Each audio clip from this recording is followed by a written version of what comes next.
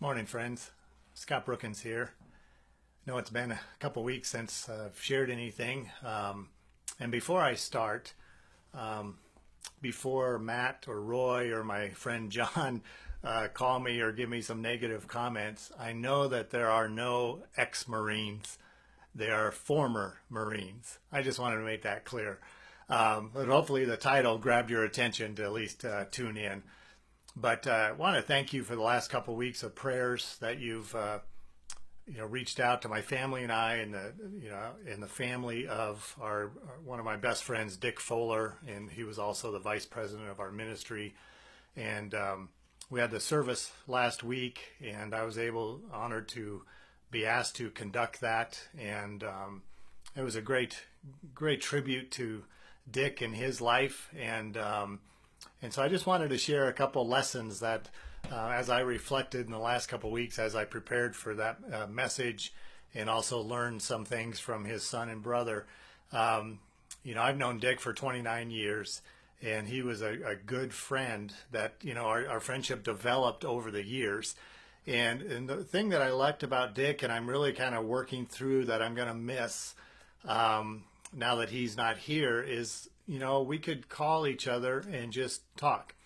We probably called each other 3 or 4 times a year. We'd meet for coffee or lunch. And it wasn't just me calling him. He would call me. And I think that's the true sign of a friendship or love for one another is, communication is back and forth, right? And it's not just us reaching out to somebody, but maybe they reach out to us also. And so I'm going to miss that with Dick. But, Dick was a Marine. He volunteered for the service in 1967. He volunteered to join the Marines. He went to Vietnam. He did 2 tours. And he volunteered. He told me once he volunteered for a 3rd tour, but they wouldn't let him stay in. They said, "You've done your duty." And the thing that I admire and respected about Dick was that he never shared any like horror stories that I'm sure, and I imagine that he went through serving in a war situation. All that he talked about in his time in Vietnam was serving the people in the villages of Vietnam. He'd share stories about helping them, recover from what was going on in their country. He talked about giving them food, some of the rations that the Marines had, and how they would give those to the villagers.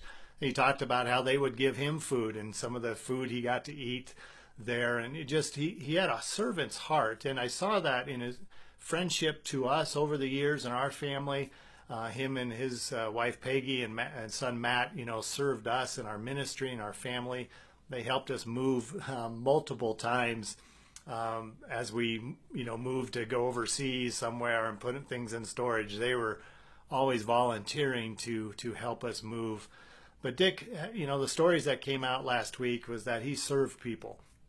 Whether it was people at work in his 31-year career at Kaiser Permanente in the IT department, or friends of their sons and people at church. He had a servant's heart. And I can imagine that when he passed away and he got to heaven, that Jesus said, "Well done, good and faithful servant." And those are the words that I long to hear. And I imagine if you know Jesus Christ as your Lord and Savior, you long to hear those also. And so today I just wanted to give a kind of a tribute to Dick Fuller and his friendship to me personally and to our ministry and to our all the people around the world that we minister to. He was a part of that, and especially now in the work in Uganda. Are you the type of friend where people call you and you can just chat with them? I hope you are. I hope I am. Are you the type of friend that can call people and chat with them? And I hope you do that also. And I hope that maybe between this message, and I hope you share this and like this, but I hope that you'll maybe analyze or look at the friendships you have or even your family members and just think about is the communication going both ways? And it's hard with these days with social media and texting and so forth that sometimes, we get busy or we get texts and we don't reply, or emails or messages on Facebook. But I want to encourage you to be a better communicator. Be reciprocant, that's not a correct word, but reciprocate the messages or reach outs that people give to you.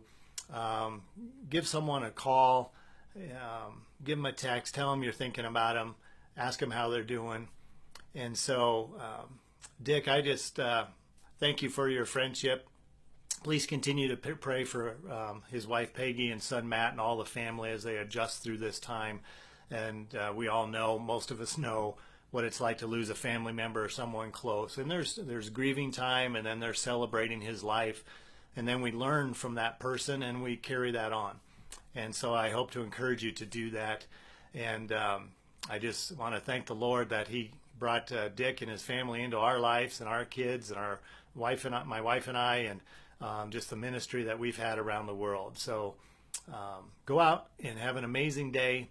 Inspire someone else to do the same. And Dick, Semper Fi, my friend. God bless.